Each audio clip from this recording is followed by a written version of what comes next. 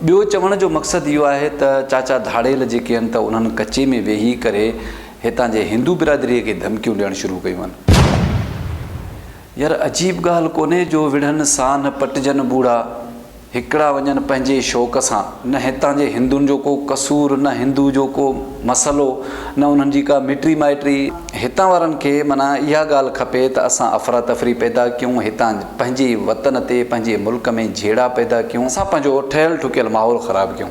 सभिनी खे हिकिड़ी गुज़ारिश थो कयां त तव्हां कचे में वेठा आहियो, तव्हांजा ज़ाती पंहिंजा मसइला हूंदा, तव्हां खणी ॾुहारी हूंदव, कुझु बि हूंदव, पर ही हिंदू जेके आहिनि त निंधण का कोन्हनि।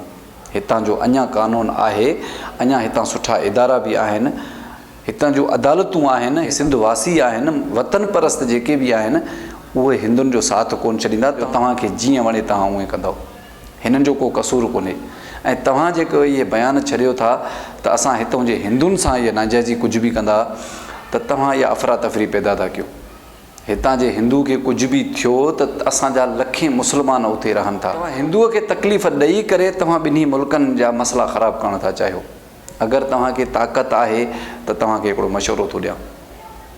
मूंखे तनक़ीदी वीडियो ठाहिण जो शौक़ु न आहे हूंदो, मुंहिंजो वीडियो पॉज़िटिव हूंदो आहे। मुंहिंजी कोशिशि बि इहा हूंदी आहे त मुंहिंजे लफ़्ज़नि मां कंहिंजी दिलि आज़ारी न थिए। मुंहिंजा भाउ, अगरि तव्हां कचे में वेठा आहियो, तव्हां मजबूरी मूं धाड़ेल थिया आहियो, तव्हां जूं दुश्मनियूं आहिनि, तव्हांजे मथां केस आहिनि, अगरि तव्हांखे ताक़त आहे, तव्हां कंहिं हिंदू बिरादरीअ सां विड़ी सघो था या मोदी सरकार खे दाबो ॾेई सघो था, तव्हां कंहिं इदारनि खे कुझु बि नथा सम्झो। तव्हांखे अगरि एतिरी ताक़त आहे न त तव्हां हिकिड़ो कमु कयो, तव्हां सभ खां पहिरियां पंहिंजे ताक़त जो इस्तेमालु करे पंहिंजा केस ख़तमु करायो, पंहिंजा मसइला हल करायो।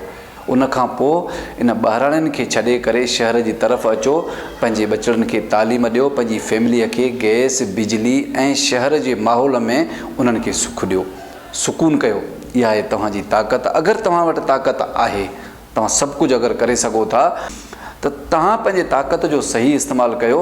सभ खां पहिरियां पंहिंजा केस ख़तमु करायो, पंहिंजे बचड़नि खे तालीम ॾियारायो।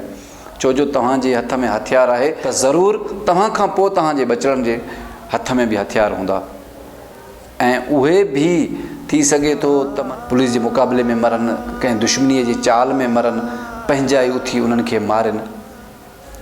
मुंहिंजा भाउ, ॾिसो, मुल्क जो कानून आहे, थोरो खणी मां चवां त थोरो खणी कानून किथे किथे भटकियल आहे, त इन जो मतिलबु कोन्हे त तव्हां कानून खे न भायो। तव्हांजे मथां ऑपरेशन कोन थो थिए, कुझु मसइला हूंदा वॾा वॾा, तव्हां ॾिसंदव वॾा वॾा जेके दहशतगर्द हुया, वॾा वॾा जेके प्लानर हुया, वॾा वॾा जेके झेड़ेकार हुया, नाले वारा शख़्स हुया, उहे काॾे विया? उन्हनि सभिनी जा ख़ात्मा थी विया।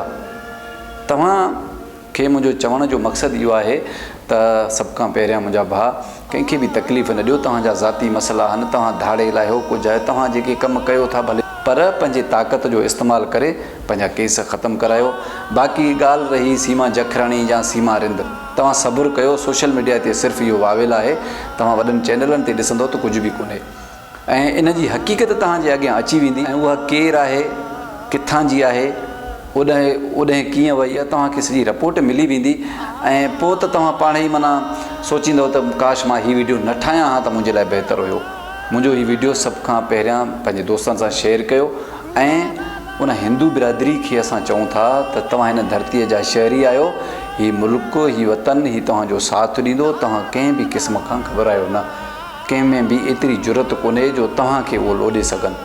हितां जो कानून आहे, अदालतूं आहिनि, सुठा इदारा आहिनि, तव्हां महफ़ूज़ आहियो। पंहिंजो ख़्यालु रखिजो। अल्लाह निगहबान।